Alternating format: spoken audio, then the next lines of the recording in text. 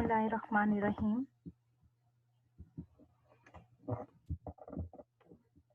Assalamu alaikum class.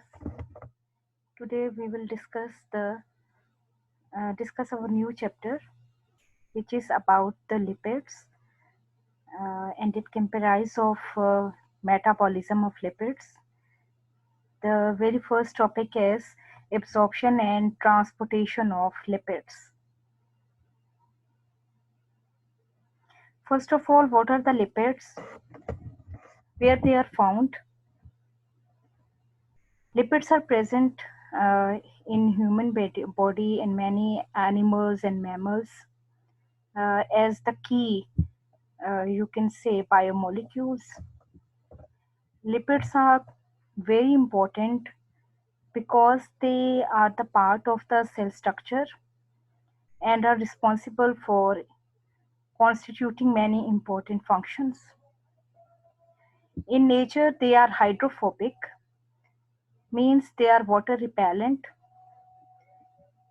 They don't like water to incorporate in your molecule, and therefore, with respect to polarity, they are non-polar in nature, means that the basic or the main structure of the lipid molecule consists of hydrocarbon parts, and the other functional groups like carboxylic acid group, amino, or certain oxygen halogens type functionalities are present in less, or you can say uh, the most electronegative elements are absent.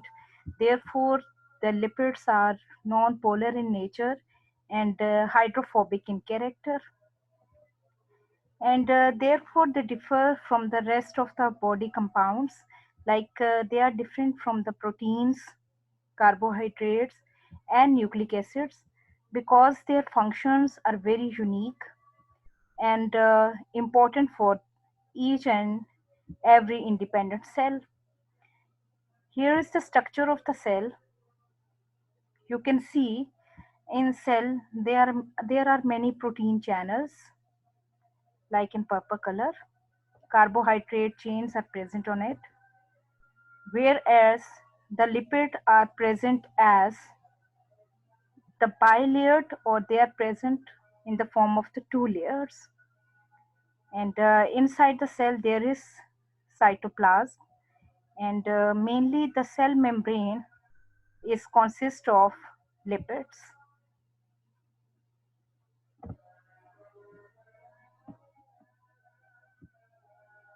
First is triacylglycerol, which are also called the main body fuel reservoir. Lipids mainly constitute about 15 to 20% of the body weight in human beings. It means that if the person is like 60 kg, then from the 60 kg up to 15 or 20% weight is due to the presence of lipids in his body. And from these lipids, which are the journal class, triacylglycerol are the most abundant one, and triacylglycerol are present in 85 to 90% of these total lipids amount, or the among this percentage. And these triacylglycerol were formerly known as the simple triglycerides. Now, each and everywhere throughout the lecture and in this book, which we are following, triacylglycerol is represented as TG. And most of these triacylglycerol, they are the neutral fats or the depot fat.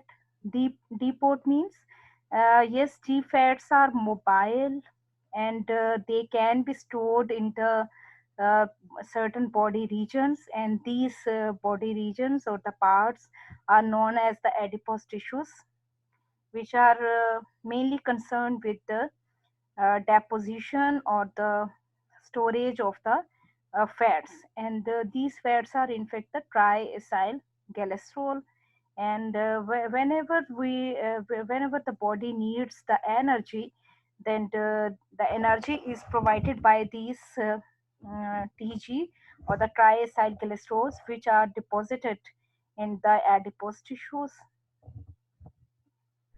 But this fact of the you can say the lipids is contrast to the carbohydrates and the proteins, because they can't be stored to the in the body to such an concentrated amount, and they can't provide the energy in the much significant amount as this energy is provided by the triacylglycerols.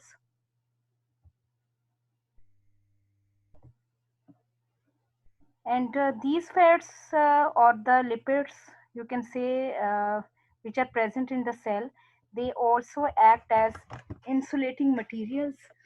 It means that they are responsible for the homeostasis or for maintaining the body temperature. For example, in very cold region or in the winters, when the outer um, temperature is falls zero, or in some region -50, then these are the lipids layers. They take part in keeping the temperature of the body constant, and therefore insulate the body and don't allow that heat or the temperature or the energy contents to flow outside of the body and lower the body temperature. Therefore, the temperature at 37 degree is maintained by them.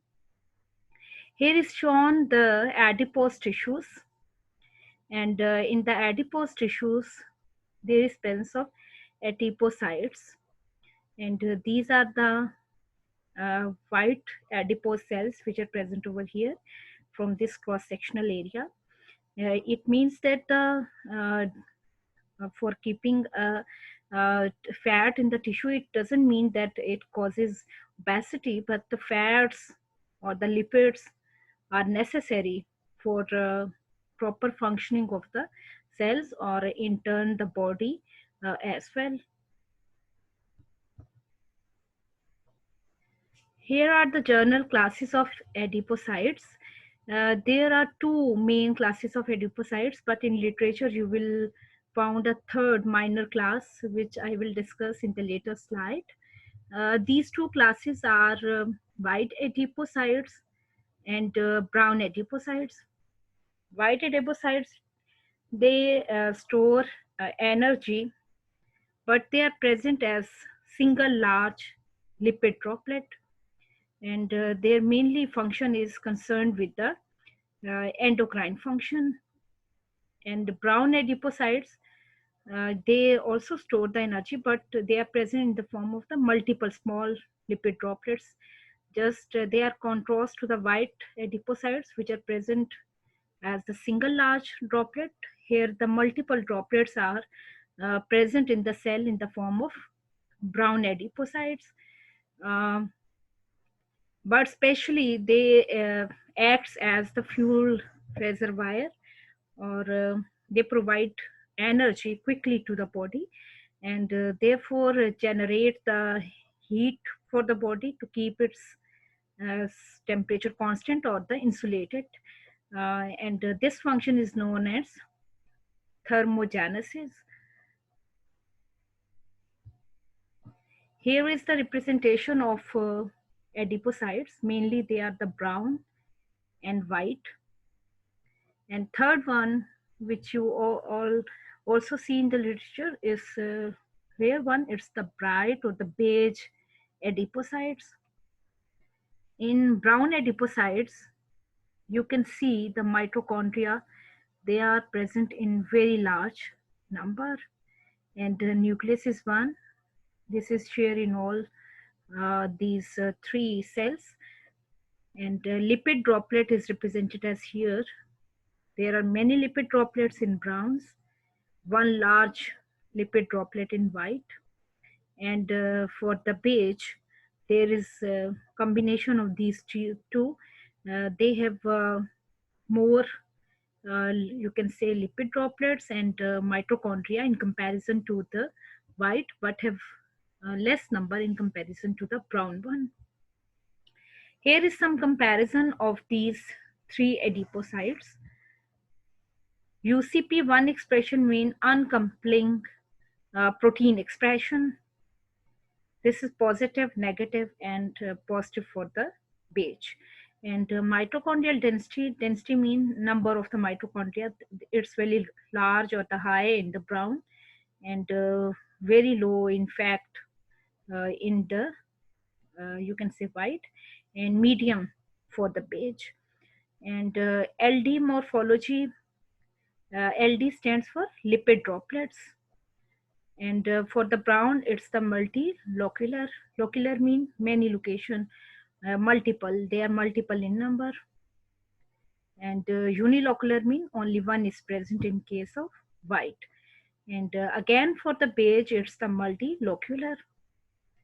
And the primary function is thermogenesis and endocrine for the brown, and energy storage and endocrine again for the white. And for beige, it's not the confirmed one whether they are involved in the thermogenesis or their function is restricted towards the endocrine one. Here is why should fat be the fuel reserve of the body. Why fat is preferred over other biomolecules like the proteins, like carbohydrates. In fact, the triacylglycerol is the prominent energy storage of the cell. This is because uh, the fuel, it's the ready fuel, and triacylglycerol are they are highly concentrated form of energy. Concentrated mean their 1 gram burn to give 9 calories, whereas for the carbohydrates they produce only, in somewhere you will find 4, and in some in literature it's also 3 calorie per gram. And this is the reason because the fatty acids which are found in the form of triacylglycerol, they are in the reduced form. They are in fact the non-polar structures. They are hydrophobic. They are not the hydrophilic one. Therefore, they are very concentrated form of the energy, and therefore they are stored in the cell adipose like tissue without the water molecule. When they are without water molecule, it means they are anhydrous in the form. Whereas for the glycogen and the proteins, they are highly polar in nature. And when 1 gram of the glycogen is going to be stored in the body, it's in fact combined with the 2 gram of the water, then it will store in the cell. It means that 1 gram of glycogen also keep 2 gram of the water with it. Therefore, for the storage of the glycogen, lot of water molecule will also be stored in that locality. But for the triacylglycerol, they are stored without the water. At whatsoever the position they are stored, they may be in the arms, they may be present along the legs part, they may be present around the shoulder region. They are stored without the water. Here is some description about how the triacylglycerol are formed. They are in fact the combination of the glycerol and fatty acid. And glycerol is, you know, the alcohol, triol. And this fatty acid is combination of carboxylic acid group and the long hydrocarbon chain. And this carboxylic acid group is in fact the polar one, therefore it's the hydrophilic. Whereas the long fatty acid chain, it's the uh, it doesn't consist any polarity or the generation of the poles, therefore it's the hydrophobic in nature. And when these two combine together, they yield the triacylglycerol. In its formation, there is uh, acid catalyzed reaction or base catalyzed reaction for the generation of the steric group. Therefore, a steric group is generated over here, and water molecule is removed, and this part is taken from the cholesterol backbone, and these three long tails are derived from the fatty acid. In this way, there is formation of triacylglycerol, which is the most common one, lipids which are stored in the adipose tissues.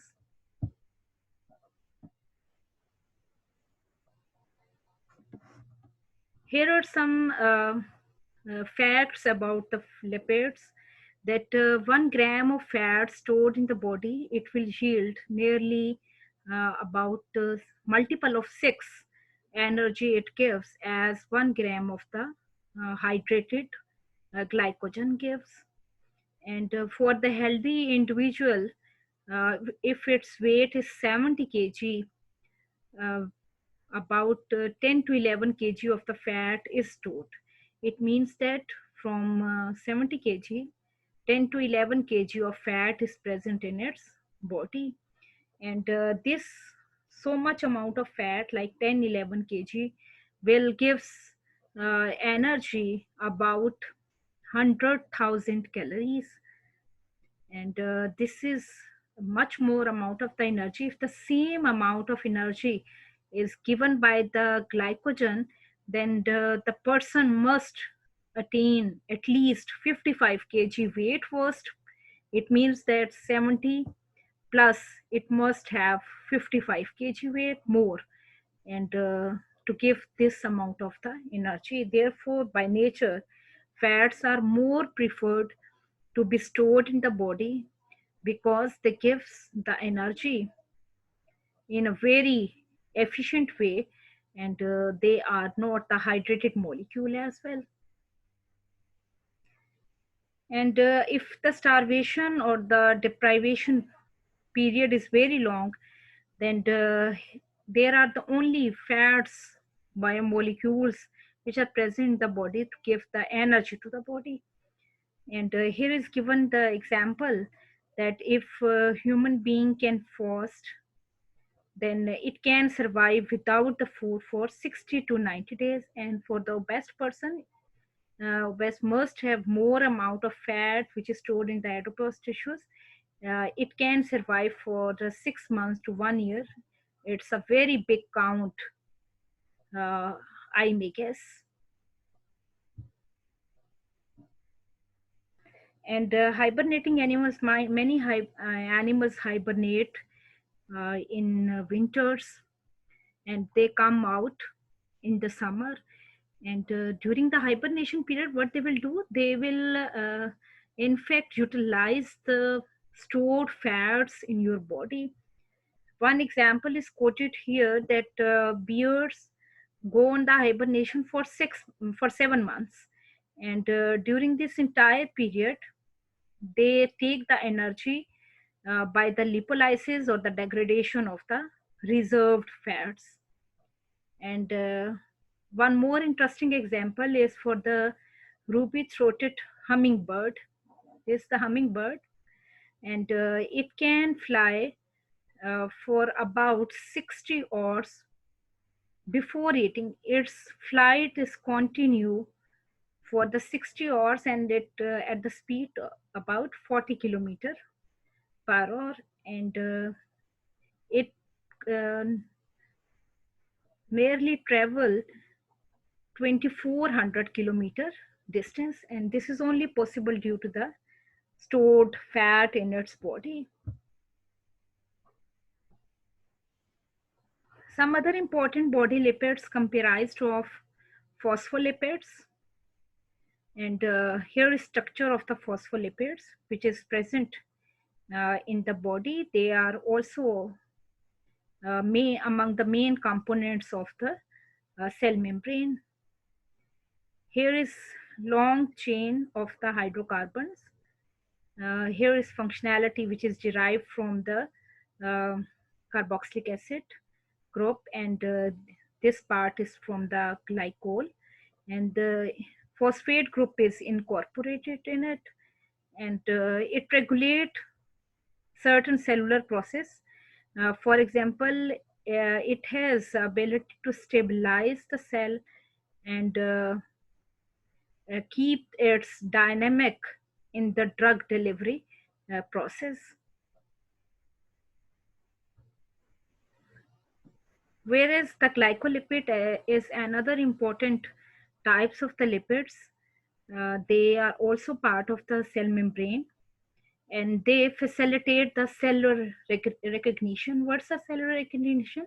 It means that when the cells are going to, you can say, send something, they are touched by some stimuli, then the message is transported throughout the, you can say, the system, cell to cell, and in this way the one cell sends the neighbor one. This is only possible due to the glycolipids, and therefore the glycolipids, they take part in the immune system, and they also allow the cell to connect. Because they develop the connectivity, they develop the cellular recognition, cell sense another. Therefore they have the capacity to make the jumbles of the cells, to make the group of the cells, and therefore the grouping of the cell cause the connectivity and results in the formation of tissues. Here are some glycolipids: glycolipid and sphingoglycolipids. There is only change in this group, Y group. This is for the lipids, and it's attached with the carbohydrate linkage monosaccharides units, and the glycosylated to give the glycolipids. It means that these lipids are the combination of the carbohydrates and the lipids. Next is cholesterol, which are also very important components of the cell membrane, and they are also provide as the starting material for the formation of bile acid and many hormones. They also take part in the synthesis of vitamin D, and many you can say, for the backbone of the enzymes which help in the digestion of the food.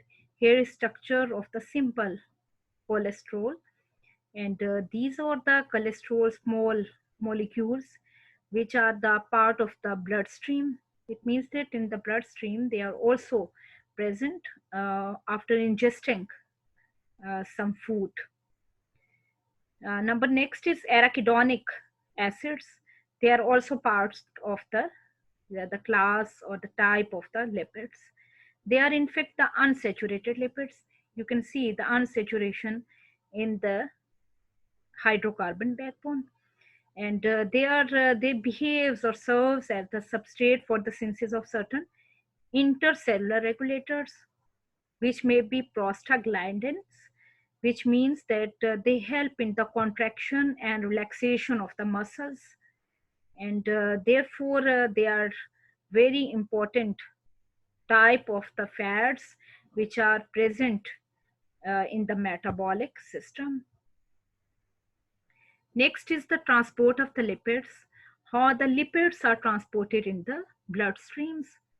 As the lipids are the hydrophobic, they are the not polar one, therefore they are insoluble, and there must be some mechanism for the solubilization of the lipids first.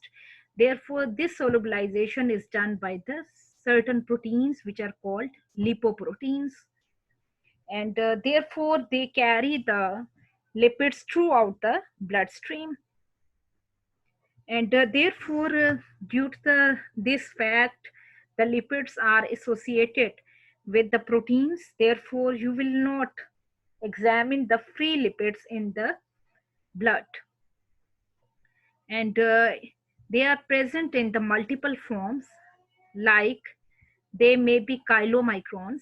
Chylomicrons mean they are the ultra low density lipoproteins. They are combinations of proteins and lipids, but their density is very low one.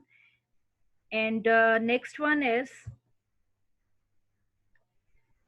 very low density lipoprotein, then is low density, then is high density lipoproteins, and lastly it's the albumin free fatty acids, which are different lipoprotein complexes that transport lipid in the bloodstream.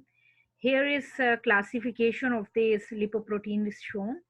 Chylomicron came first. Their size is very large. Because their size is very large, therefore their density is very small. Then is very low density, then is so on, move on, intermediate, then low density, and the very high density uh, lipoproteins.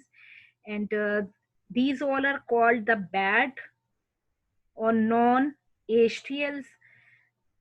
High density lipoproteins are the good fats or the good lipoproteins, whereas the low density lipoproteins, they are called the bad one. Why these are called bad and why this is called good? Because it depends on this fact. What's this fact? The low density protein, which is represented as golden color, and high density lipoproteins, which are shown as blue. These low density lipoproteins become or they tend to lie along the arteries. Therefore, they are deposited along the arteries. Therefore, they causes the plaque, or the you can say the passage for the bloodstream is blocked due to the deposition of these low density lipoproteins.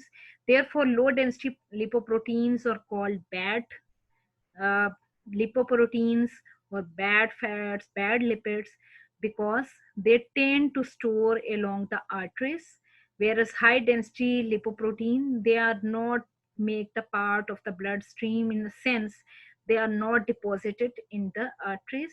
Therefore, they are mainly concerned towards the giving the energy and to excrete out from the body.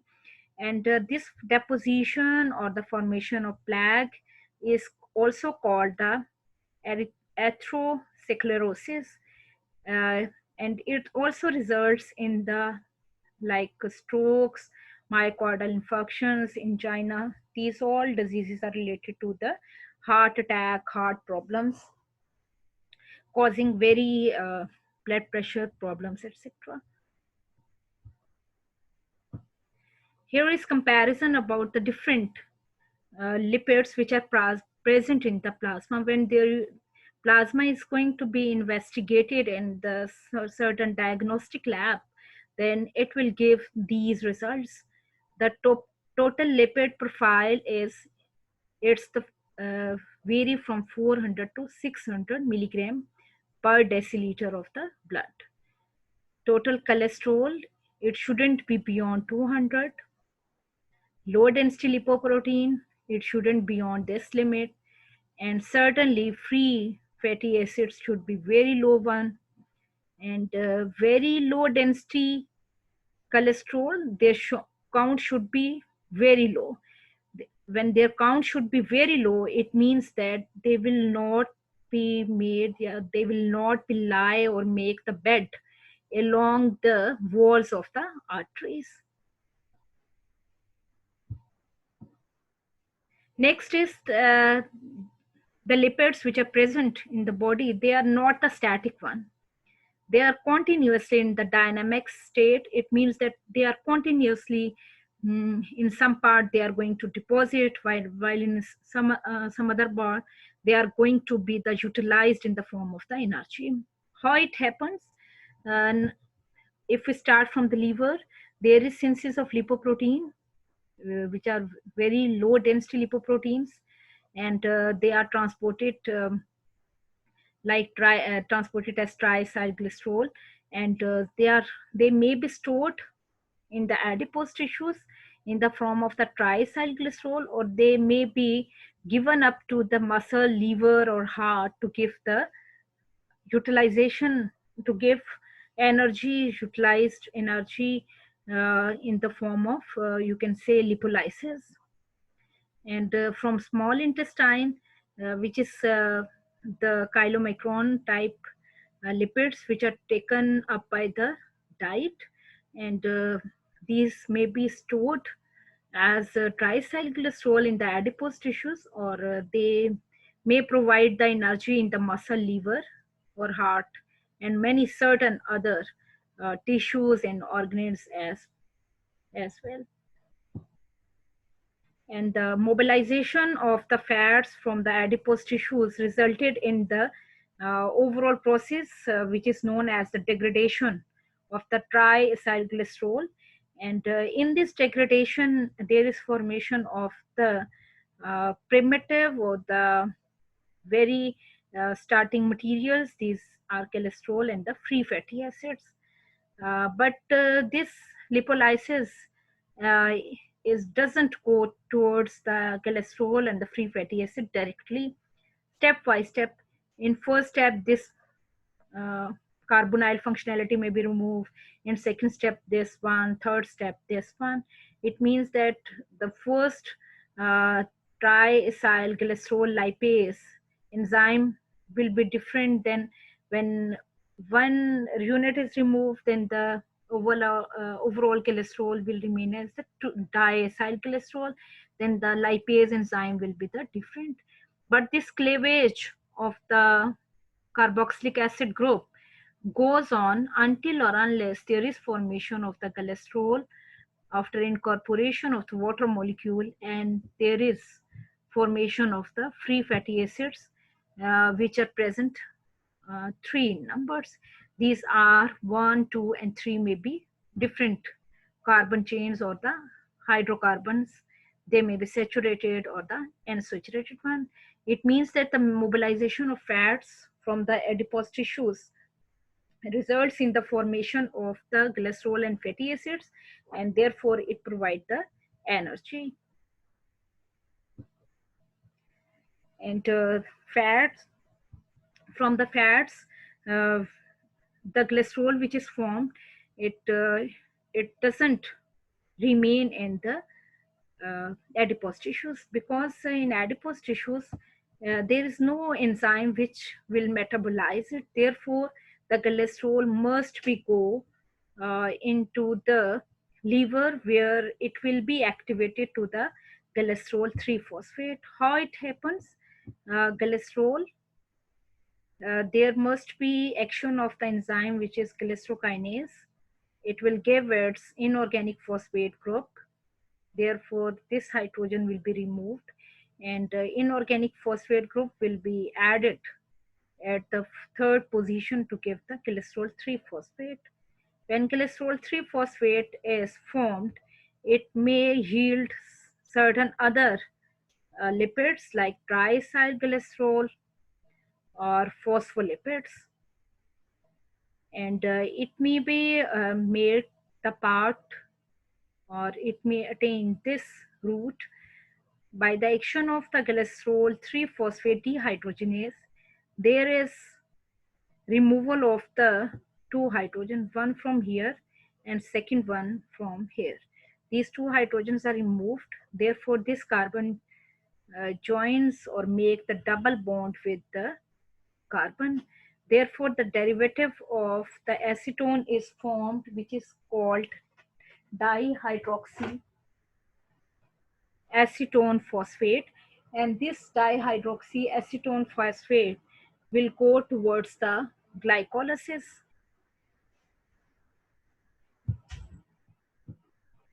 And the fate of free fatty acids will be that they are released in the adipocytes, and they enter the blood circulation, and in this way they are transported in the bound form with the albumin. Here is a structure of a simple single fat cell. which is adipocyte. It consists of cytoplasm, mitochondria, Golgi body, apparatus, nucleus, and this whole is the big fat molecule or the reservoir. And these fat cells and lipocytes, they are the cell which make the part of the adipose tissues, and they are responsible for the storage of fats. And overall, about 95% of the energy which is obtained from the fat, it comes out by the oxidation of the fatty acids. And among it, the well known is the beta oxidation of the fatty acid. From the beta position, they are going to be cleavage of the bonds in the multiple steps, and acetyl CoA is go on to the formation, and there is involvement of FADs, which we will discuss in the next lecture. But certain other tissues like brain and erythrocytes, they can't oxidize the fatty acids. Therefore, for these tissues, I have told you earlier that glucose or the carbohydrate sources are there to provide the energy. And then it's the common question, what's the difference between the lipids and fats? Then I will say that the lipid is the broad group of the biomolecule, while the fats comes under the lipids, or they are the type of the lipids.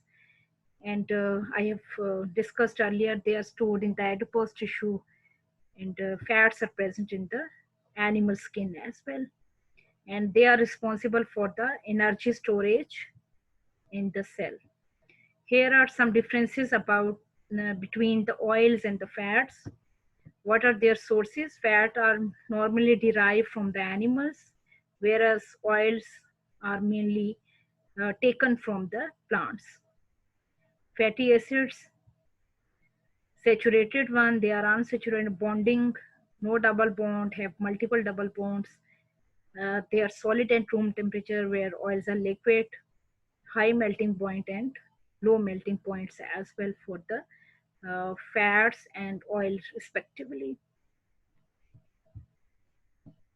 Next is some types of the fatty acids which are taken from the food, like the saturated is derived from the animal fats, and here is shown health impacts. And the trans fatty acids, they are mostly present in fast food. They shouldn't be taken. Here is, they are in the cross region. They are not the healthy one. Healthy one are these green region. They are the monos unsaturated. They are plant based, and poly unsaturated, which are based from the white meat like fish, and from the green leafy vegetables. They must be taken. As why they are taken? Because they bears the lower number or lower count of the cholesterol molecules. Therefore, their health impacts are positive, not the negative like these trans. They should be, we should avoid them. It's all about for today's lecture, and you have to make the assignment for the differences between the different types of the fats, keeping in view their chemical composition, their metabolic functions, and their location, in which body part they are present in immense or the more numbers. Best wishes, class.